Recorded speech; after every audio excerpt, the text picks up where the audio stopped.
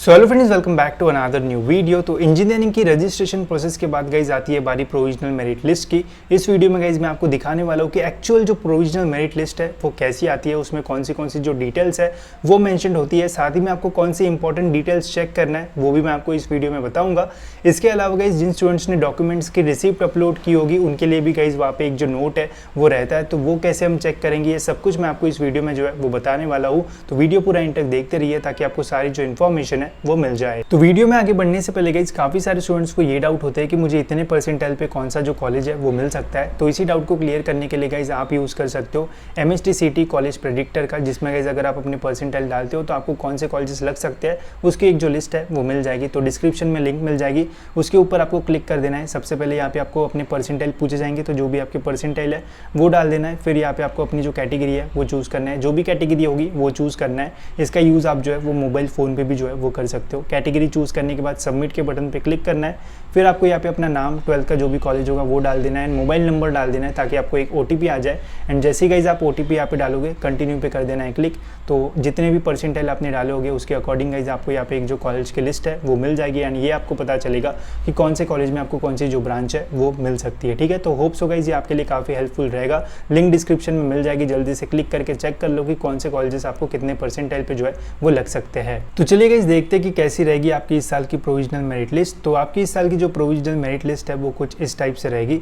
जितने भी स्टूडेंट्स ने रजिस्ट्रेशन किया होगा या जिन भी स्टूडेंट्स का डॉक्यूमेंट वेरिफिकेशन सक्सेसफुली हो गया होगा उन्हीं स्टूडेंट्स का जो नाम है गाइज वो प्रोविजनल मेरिट लिस्ट में जो है वो आता है। अब इसमें कौन सी इंपॉर्टेंट डिटेल्स है वो देखने से पहले गाइज मैं आपको ये बता देता हूँ कि जो प्रोविजनल मेरिट लिस्ट है उसके भी टाइप्स होते हैं। जैसे ये जो प्रोविजनल मेरिट लिस्ट है वो महाराष्ट्र स्टेट कैंडिडेट के लिए, ठीक है, जैसे आप देख सकते हो provisional merit list Maharashtra state candidate. फिर ऑल इंडिया कैंडिडेट के भी एक जो लिस्ट है वो रहती है, आप देख सकते हो provisional merit list all India candidates, ठीक है। इसके अलावा जो जम्मू एंड कश्मीर माइग्रेंट होते हैं उनकी भी एक जो मेरिट लिस्ट है वो भी आती है, वो भी आप चेक कर पाओगे जब ऑफिशियल वेबसाइट पे जो है वो अपडेट होती है तब। इसके अलावा जब आप लॉगिन करोगे तो लॉगिन में भी आपको एक जो ऑप्शन है वो देखने को मिल जाता है, जिस पे अगर आप क्लिक करोगे तो उसके थ्रू गाइज आपको अपने सारे जो रैंक्स है वो बस खुद के ही हमें जो रैंक्स है वो देखने को मिलते हैं। इन वाली मेरिट लिस्ट में सभी के रैंक्स देखने को मिलते हैं। अगर हमें बस खुद का ही रैंक देखना है तो लॉगिन में हमें एक जो ऑप्शन है वो देखने को मिल जाता है, वहाँ पे हमें application ID and date of birth डाल के अपने सारे जो रैंक्स है वो देखने को मिल जाते हैं। ठीक है, तो सबसे पहले ये देखते हैं कि कौन सी इंपॉर्टेंट डिटेल्स जो है वो आपको चेक करना है। तो सबसे पहले तो गाइज यहाँ पे आपको जो मेरिट नंबर है वो देखने को मिल जाएगा, ठीक है, तो ये मेरिट नंबर हो गया। फिर यहाँ पे आपकी जो एप्लीकेशन ID है वो देखने को मिल जाएगी, तो एप्लीकेशन ID आपको चेक कर लेना है। फिर आपको यहाँ पे अपना जो नाम है वो देखने को मिल जाएगा, ठीक है। एक बार ये चेक कर लेना कि नाम में कोई स्पेलिंग मिस्टेक है या फिर नहीं है। अगर कोई भी स्पेलिंग मिस्टेक वगैरह आपको देखने को मिलती है तो आप ग्रीवेंस उठा के उस नाम की स्पेलिंग को जो है वो सही कर सकते हो, ठीक है। फिर यहाँ पे आपको अपने CET के जो परसेंटाइल है वो देखने को मिलेंगे, जो एग्जाम का नाम यहाँ पे देखने को मिलेगा। कैटेगरी यहाँ पे हमें जो है वो देखने को मिलती है। कैटेगरी के आगे यहाँ पे आपको कोई भी अगर स्पेशल सिंबल देखने को मिलता है तो उससे क्या होता है वो भी मैं आपको बताऊँगा। फिलहाल यहाँ पे तो कोई सिंबल नहीं है, बट यहाँ पे हमें सिंबल देखने को मिलता है, ठीक है।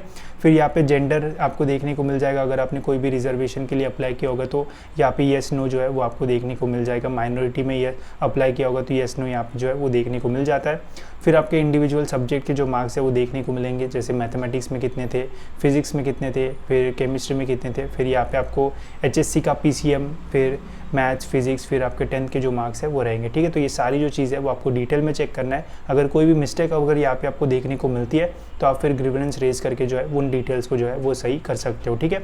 अब गाइस जैसे मैंने आपको बताया था कि कैटेगरी के आगे यहाँ पे आपको स्पेशल सिंबल जो है वो देखने को मिल सकते हैं। अब इसका एग्जाम्पल भी मैं आपको जो है वो दिखा देता हूँ। तो जैसे मैंने यहाँ पे देखा था किसी के ऊपर जो है वो सिंबल था ऐसा, ठीक है। तो आप देख सकते हो यहाँ पे ये रहा, ठीक है। तो इस स्टूडेंट इसका रैंक 171 था। इस स्टूडेंट के कैटेगरी के आगे OBC के आगे हमें यहाँ पे एक हैशटैग जो है वो देखने को मिल जाता है। कभी हैशटैग आता है, कभी डॉलर का साइन आता है। तो ये क्यों आता है वो भी मैं आपको बता देता हूँ। तो यहाँ पे क्लियरली एक जो नोट है वो रहता है। अब इसका मीनिंग क्या है, अगर आपकी कैटेगरी के आगे डॉलर का साइन आता है तो इसका मीनिंग है indicates that candidate has uploaded the receipt of cast validity certificate, tribe certificate. अगर आपने कास्ट वैलिडिटी सर्टिफिकेट की रिसिप्ट अपलोड की होगी तो आपके कैटेगरी के आगे डॉलर का साइन जो है वो आता है, ठीक है। वही अगर @ साइन कब आता है, candidates that has uploaded the receipt of EWS की रिसिप्ट अपलोड करोगे तो आपके कैटेगरी के आगे @ का जो कैरेक्टर है वो आएगा। एंड हैशटैग कब आता है, indicate that candidate has uploaded the receipt of non criminal, ठीक है। तो अगर आपने कोई भी डॉक्यूमेंट्स का अगर रिसिप्ट अपलोड करते हो तो आपकी कैटेगरी के आगे जो है वो ऐसा एक स्पेशल साइन जो है वो आ जाता है। तो ये भी चेक करना कि ऐसा कोई जो स्पेशल साइन है वो आया है या फिर नहीं, ठीक है। तो ये सारी जो डिटेल्स है वो आपको चेक करना होता है। इसके अलावा जो ऑल इंडिया लिस्ट होती है उसमें भी आपको यही सारी जो चीज़ें वो चेक करना है। ऑल इंडिया में कोई भी कैटेगरी वगैरह नहीं रहता, तो बस आपको अपने जो मार्क्स है वही चेक करना है। कभी कभी मार्क्स में जो डिफरेंस है वो आता है, तो इसलिए मार्क्स सही से चेक करना, 10th के कौन से है, 12th के कौन से है। गलती से अगर इधर उधर कर लिया होगा तो ग्रीवेंस रेज करके आप जो है वो सही कर सकते हो, ठीक है। अब देखेंगे गाइस हम डिटेल में स्पेसिफिक कैसा रैंक जो है वो आता है एंड उसमें कौन सी चीज़ें रहती है। तो ये एक मेरे काउंसिलिंग के स्टूडेंट्स का था पिछले साल का, जिसमें उसने उसका मतलब प्रोविजनल मेरिट लिस्ट जब आया था तो उसका ये मैं आपको रेफरेंस के लिए जो है वो दिखा रहा हूँ, ठीक है।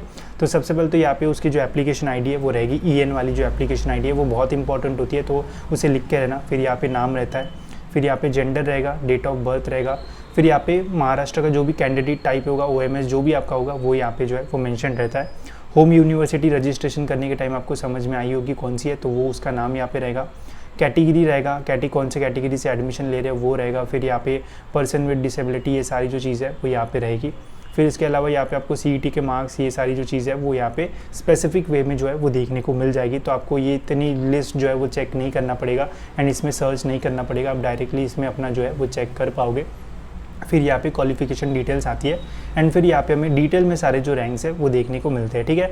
अब ये जो प्रोविजनल मेरिट लिस्ट आती है यहाँ पे हमें रैंक्स उतने अच्छे से नहीं देखने को मिलते, कैटेगरी रैंक्स ये सारे रैंक्स। तो जब हम स्पेसिफिक चेक करेंगे लॉगिन के अंदर तो यहाँ पे हमें सारे जो रैंक्स है वो देखने को मिलेंगे, ठीक है। जैसे आप देख सकते हो स्टेट जनरल मेरिट नंबर पहले ये रहता है, फिर यूनिवर्सिटी जो भी होम यूनिवर्सिटी होगा उसका एक जनरल मेरिट नंबर आएगा, फिर कैटेगरी मेरिट नंबर आपको देखने को मिलेगा, फिर यूनिवर्सिटी के अंदर कैटेगरी मेरिट नंबर क्या है, फिर लेडीज़ अगर आप फीमेल कैंडिडेट हो तो फीमेल वाला जो जनरल मेरिट नंबर है वो भी आपको देखने को मिल जाएगा।